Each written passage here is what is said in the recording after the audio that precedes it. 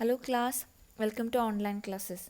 In previous lecture we studied the paper chromatography and today we are going to learn the second technique, that is the thin layer chromatography, that is TLC. Okay, मागच्या लेक्चरला आपण काय बघितलं तर paper chromatography ही आपण study केलं आणि आज आपण काय बघतोय थिन लेयर क्रोमॅटोग्राफी. ओके, तरी याच्यामध्ये त्यांनी काय सांगितलं बघा किंवा आपण काय स्टडी करणार आहोत.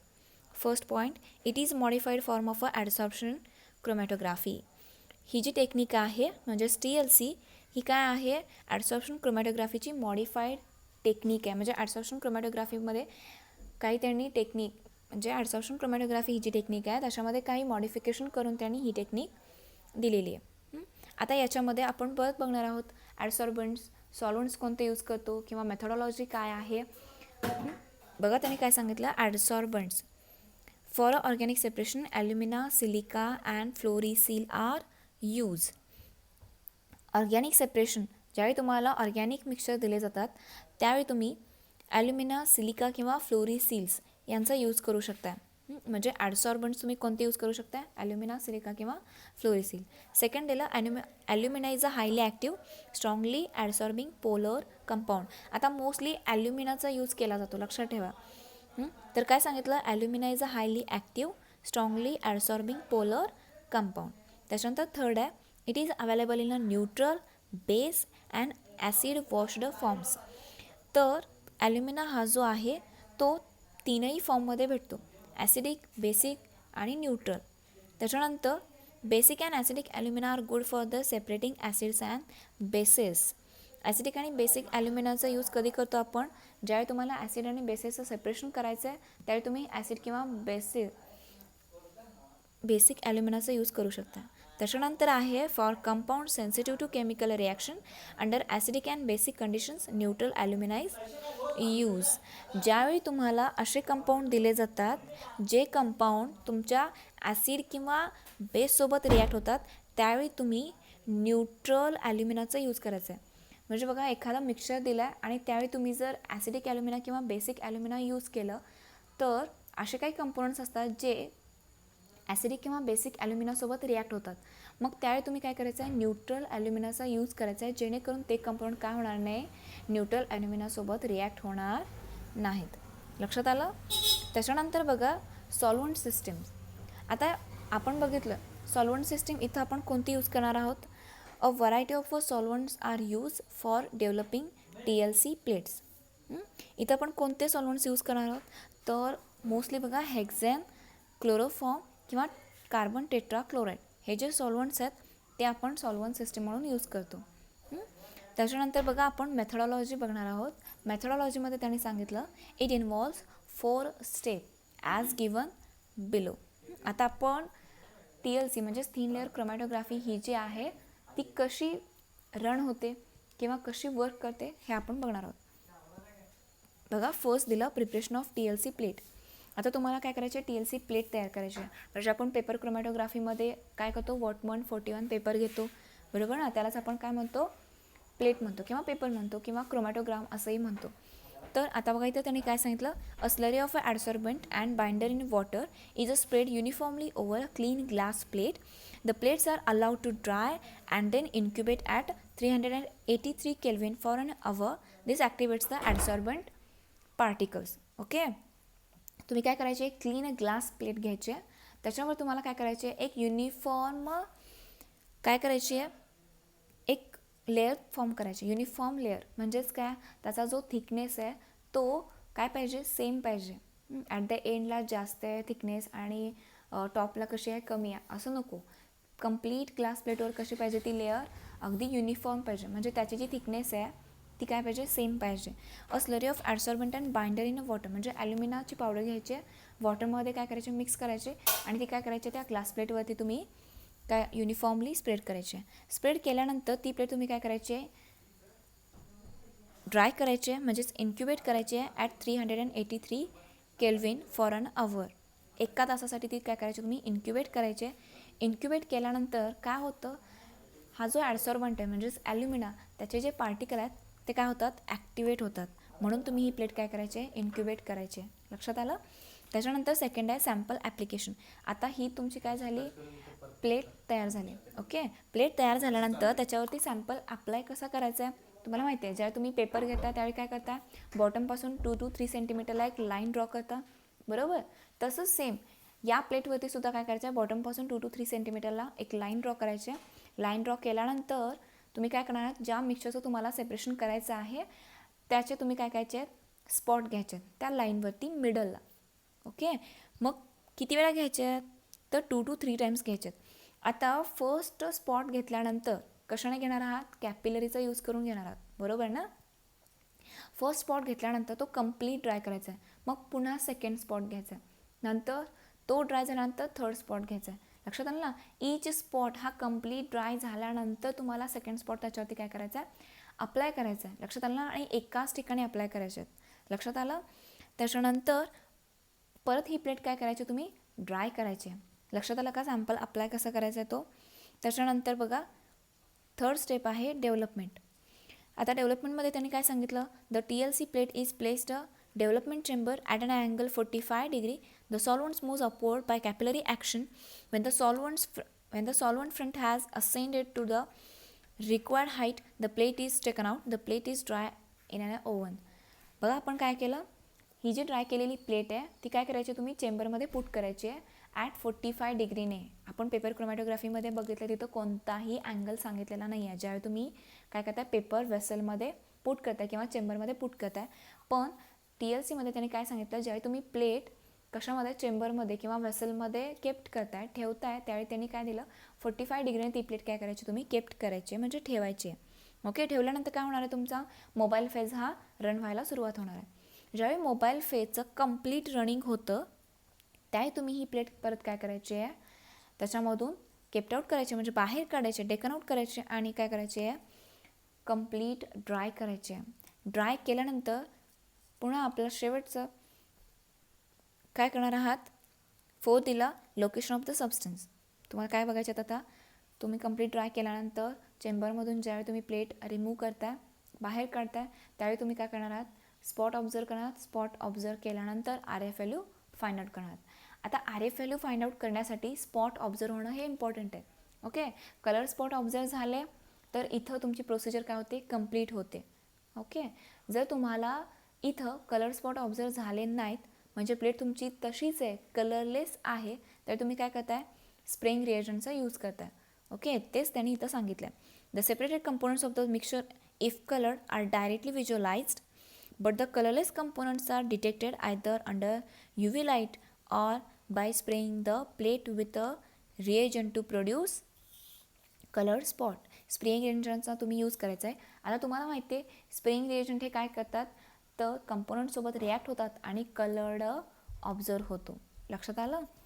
स्प्रेइंग रिएजंटचा यूज कधी करायचा आहे, ज्यावेळी तुमची प्लेट किंवा तुमचा जो पेपर आहे तो तसाच आहे, कलरलेस आहे, तिथं कोणताही कलर स्पॉट तुम्हाला ऑब्झर्व झालेला नाही आहे. अशावेळी तुम्ही स्प्रेइंग रिएजंटचा काय करायचा आहे, यूज करायचा आहे.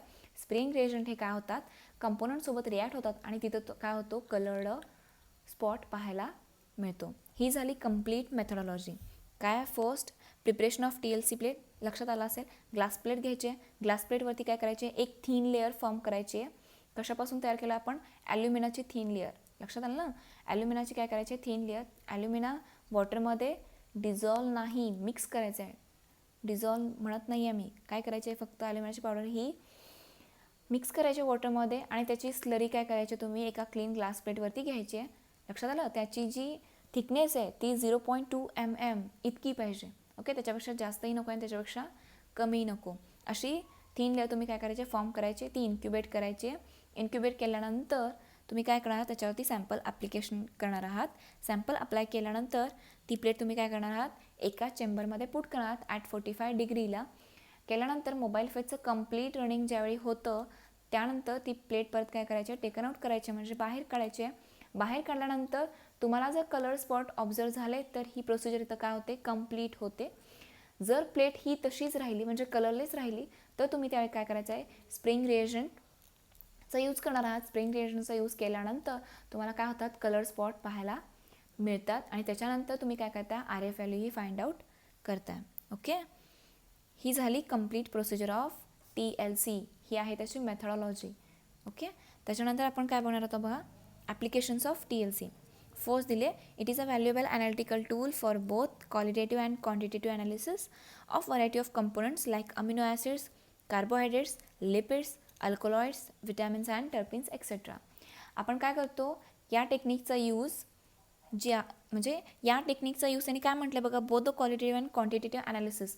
क्वालिटेटिव्ह ॲनालिसिस करण्यासाठी सुद्धा या टेक्निकचा यूज होतो आणि क्वांटिटेटिव्ह ॲनालिसिस करण्यासाठी सुद्धा या टेक्निकचा काय केला जातो, यूज केला जातो. व्हरायटी ऑफ कंपोनंट्स याच्यामधून आपण काय करू शकतो, सेपरेट करू शकतो, आयडेंटिफाय करू शकतो, आयसोलेट करू शकतो. तर त्यांनी फॉर एक्झाम्पलमधून 1-2-3 एक्झाम्पल दिलेत बघा. अमिनो ॲसिड्स, कार्बोहायड्रेट्स आहेत, विटॅमिन्स आहेत, लिपिड्स आहेत, यांचं सेपरेशन करण्यासाठी TLCचा यूज केला जातो. सेकंड आहे, ही जी मेथड आहे या मेथडचा यूज ॲज अ प्रिपरेटिव्ह मेथड म्हणून सुद्धा केला जातो. हे काय त्याचे ॲप्लिकेशन्स आहेत. त्याच्यानंतर ॲडव्हान्टेजेस ऑफ TLC. आता याच्यामध्ये सगळ्यात इम्पॉर्टंट याचा एक ॲडव्हान्टेज आहे. फर्स्ट दिलेला आहे बघा, the greatest advantage of a TLC is the versatility in the use of stationary phase. आता आपण जी स्टेशनरी फेज यूज करणार आहोत, TLC म्हणजे थिन लेअर क्रोमॅटोग्राफी ही जी टेक्निक आहे, ही टेक्निक यूज करताना आपण जी स्टेशनरी फेज यूज करणार आहोत ती आपण दरवेळी वेगवेगळी यूज करू शकतो. म्हणजे एकच स्टेशनरी फेज आपण काय करणार आहोत, यूज करणार आहोत असं नाही. आता तुम्ही फर्स्ट टाईम ॲल्युमिना यूज केला तर सेकंड टाईम तुम्ही सिलिका जेलचा यूज करू शकताय. म्हणजे असं वेगवेगळे स्टेशनरी फेज तुम्ही यूज करू शकता. हा त्याचा ग्रेटेस्ट ॲडव्हान्टेज आहे, लक्षात ठेवा. त्याच्यानंतर सेकंड दिलं, the method is a very rapid and most of the separation can be completed within an hour. Paper chromatography ज्यावेळी तुम्ही बघितली त्यावेळी तुम्ही काय सांगताय, पेपर क्रोमॅटोग्राफीचा ज्यावेळी आपण सेपरेशनसाठी यूज करतो त्यावेळी खूप लाँग टाईम पेपर क्रोमॅटोग्राफीला लागतो. ओके, म्हणजे काही वेळा 10 आवर्स 12 आवर्स, काही वेळा तर कंप्लीट दिवस लागतो सेपरेशन होण्यासाठी. तर थिन लेअर क्रोमॅटोग्राफीचा यूज ज्यावेळी तुम्ही करताय त्यावेळी सेपरेशन कंप्लीट होण्यासाठी खूप वेळ लागत नाही, 1 तासामध्ये कंप्लीट सेपरेशन होऊन जातं. त्याच्यानंतर बघा, the separated spots are very compact so that it is a possible to detect the compounds at lower concentration. Thin layer क्रोमॅटोग्राफीमध्ये जे तुम्हाला स्पॉट ऑब्झर्व होतात ते खूप कॉम्पॅक्ट आहेत. त्याच्यामुळे लोअर कॉन्सन्ट्रेशनला कंपाऊंड हे काय होऊन जातात, डिटेक्ट होऊन जातात. कंपाऊंडचं कॉन्सन्ट्रेशन हे हायच असावं लागतं असं काही नाही आहे. त्याच्यानंतर बघा, when specific reagents are not available, corrosive sprays and higher temperature can be used to detect the separation of unknown mixture. आता तुम्हाला माहिती आहे स्प्रेइंग रिएजंट जे आहेत ते नेहमी काय असतात, स्पेसिफिक असतात. फॉर एक्झाम्पल, आता तुम्हाला अमिनो ॲसिडचं सेपरेशन करायचं आहे त्यावेळी स्प्रेइंग रिएजंट हा नीन हायड्रीन यूज केला जातो. कोणताही यूज करून चालत नाही, लक्षात ठेवा. मग काही वेळ काय होतं की स्पेसिफिक स्प्रेइंग रिएजंट हा अवेलेबल नाही आहे, त्यावेळी तुम्ही कोरोजिव्ह स्प्रे किंवा हायर टेम्परेचर अप्लाय करूनसुद्धा तुम्ही काय करू शकताय, कंपाऊंडचं डिटेक्शन करू शकताय. त्याच्यानंतर बघा, the method is a simple, rapid and inexpensive so it can be routinely use to isolate from the natural source. ही मेथड कशी आहे, सिम्पल आहे, रॅपिड आहे, इनएक्सपेन्सिव्ह आहे, म्हणजे खूप खर्च येत नाही जर ही टेक्निक आपल्याला लॅबमध्ये रेग्युलरली यूज करायची असेल तर. So it can be routinely use to isolated from the natural source. काही कंपोनंट्स आहेत नॅचरल सोर्समधून तुम्हाला त्या कंपाऊंडचं आयसोलेशन करायचं आहे तर तुम्ही अशा वेळी रेग्युलरलीसुद्धा या टेक्निकचा यूज करू शकता. ओके, हे आहेत ॲडव्हान्टेजेस ऑफ TLC. याच्यानंतर आहेत डिसॲडव्हान्टेज. ॲडव्हान्टेज आहेत त्याचा अर्थ डिसॲडव्हान्टेजेस पण असणार आहेत. फर्स्ट आहे, the RF values are not reproducible. एकदा तुम्ही प्लेट चेंबरमधून बाहेर काढली किंवा एका प्लेटवरती तुम्ही एका वेळेचं सेपरेशन केलं आहे, त्याच्यानंतर तुम्ही RF व्हॅल्यू फाइंड आउट केलं तर त्याच प्लेटवरती तुम्ही सेकंड टाईम परत RF व्हॅल्यू ही रिप्रोड्यूस करू शकत नाही. एका वेळी एका प्लेटवरती तुम्ही एकदाच RF व्हॅल्यू ही फाइंड आउट करू शकताय. ओके, जर तुम्हाला परत सेकंड मिक्सचर दिलं आहे तर त्यासाठी तुम्ही परत सेकंड प्लेट ही तयार करायची आहे RF व्हॅल्यू कॅल्क्युलेट करण्यासाठी. त्यास परत 30 प्लेट तुम्ही यूज करू शकत नाही. दरवेळी तुम्हाला काय करावी लागते, ही प्लेट ही चेंज करावी लागते. लक्षात आलं? म्हणून त्यांनी सांगितलं the RF value are not reproducible. Second दिला, RF value is affected by the thickness of layer below 0.2 mm and also due to uneven thickness of layer. RF value जी आहे ती कशाने अफेक्ट होते तर इथं त्यांनी म्हटलं thickness of the layer below 0.2 mm. म्हणजे तुमची जी थिकनेस आहे, लेअरची जी थिकनेस आहे ती 0.2 इतकी पाहिजे. 0.2पेक्षा जास्तही नको आणि 0.2पेक्षा कमी नको.